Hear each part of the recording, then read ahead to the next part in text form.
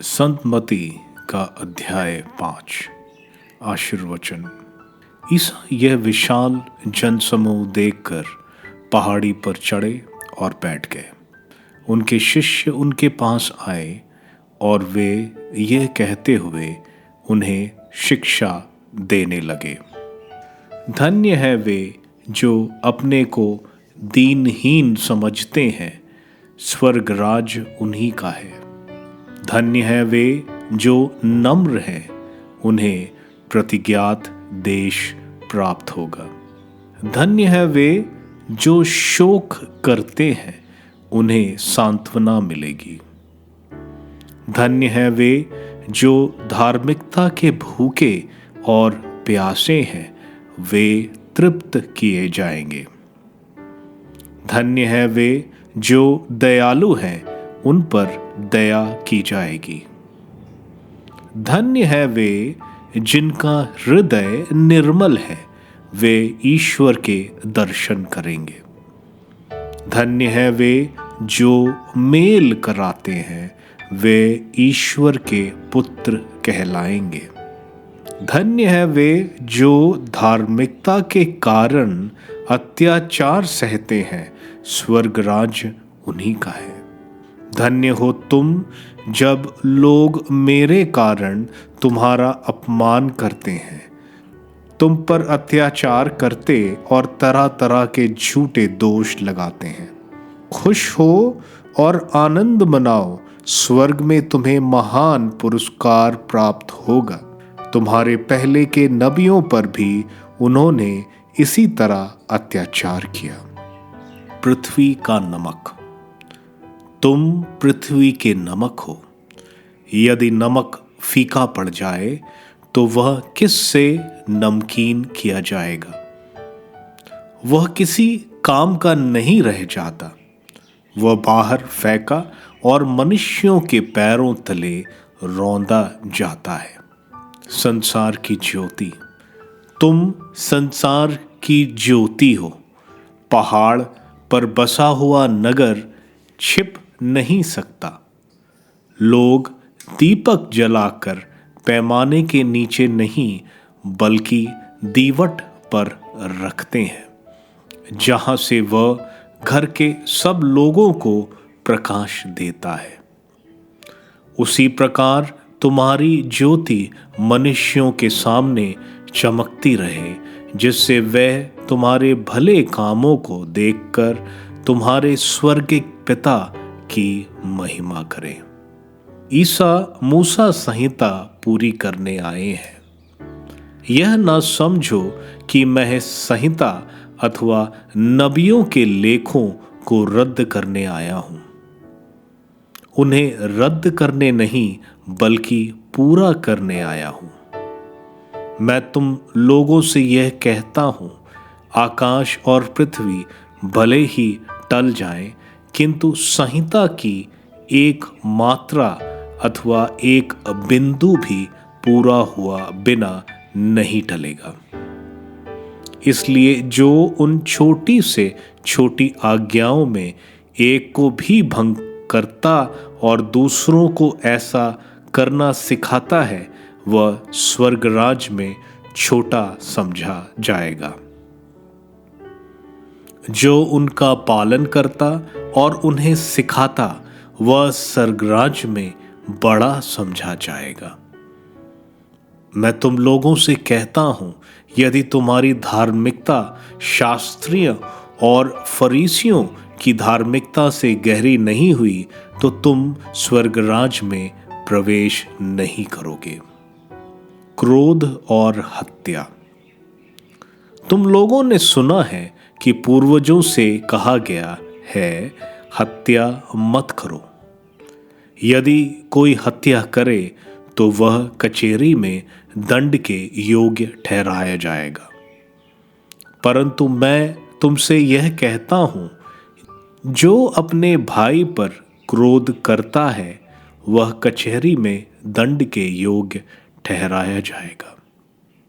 यदि वह अपने भाई से कहे, रे मूर्ख, तो वह महासभा में दंड के योग्य ठहराया जाएगा और यदि वह कहे रे नास्तिक, तो वह नरक की आग के योग्य ठहराया जाएगा। भाई से मेल मिलाप। जब तुम वेदी पर अपनी भेंट चढ़ा रहे हो और तुम्हें वहां याद आए कि मेरे भाई को मुझसे कोई शिकायत है, तो अपनी भेंट वहीं वेदी के सामने छोड़कर पहले अपने भाई से मेल करने जाओ और तब आकर अपनी भेंट चढ़ाओ। कचहरी जाते समय रास्ते में ही अपने मुद्दई से समझौता कर लो। कहीं ऐसा ना हो कि वह तुम्हें न्यायकर्ता के हवाले कर दे, न्यायकर्ता तुम्हें प्यादे के हवाले कर दे और प्यादा तुम्हें बंदी गृह में डाल दे। मैं तुमसे यह कहता हूं, जब तक कौड़ी कौड़ी ना चुका दोगे तब तक वहां से नहीं निकल पाओगे। शुद्धता। तुम लोगों ने सुना है कि कहा गया है, व्यभिचार मत करो। परंतु मैं तुमसे कहता हूं, जो बुरी इच्छा से किसी स्त्री पर दृष्टि डालता है, वह अपने मन में उसके साथ व्यभिचार कर चुका है। यदि तुम्हारी दाहिनी आंख तुम्हारे लिए पाप का कारण बनती है, तो उसे निकाल कर फेंक दो। अच्छा यही है कि तुम्हारे अंगों में से एक नष्ट हो जाए, किंतु तुम्हारा सारा शरीर नरक में ना डाला जाए। और यदि तुम्हारा दाहिना हाथ तुम्हारे लिए पाप का कारण बनता है, तो उसे काट कर फेंक दो। अच्छा यही कि तुम्हारे अंगों में से एक नष्ट हो जाए, किंतु तुम्हारा सारा शरीर नरक में ना जाए। विवाह का बंधन। यह भी कहा गया है, जो अपनी पत्नी का परित्याग करता है, वह उसे त्यागपत्र दे दे। परंतु मैं तुमसे कहता हूं, व्यभिचार को छोड़ किसी अन्य कारण से जो अपनी पत्नी का परित्याग करता है, वह उससे व्यभिचार कराता है। और जो परियुक्ता से विवाह करता है, वह व्यभिचार करता है। सौगंध और सच्चाई। तुम लोगों ने यह भी सुना है कि पूर्वजों से कहा गया है, झूठी शपथ मत खाओ, प्रभु के सामने खाई हुई शपथ पूरी करो।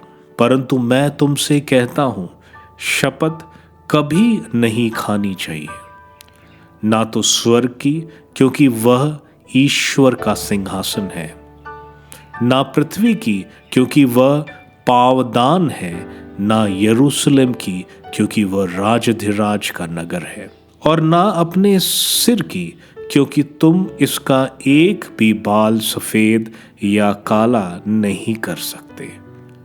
तुम्हारी बात इतनी हो हाँ कि हाँ, नहीं कि नहीं।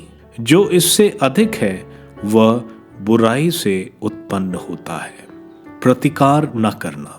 तुम लोगों ने सुना है कि कहा गया है, आंख के बदले आंख और दांत के बदले दांत।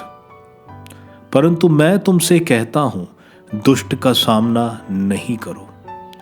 यदि कोई तुम्हारे दाहिने गाल पर थप्पड़ मारे, तो दूसरा भी सामने कर दो।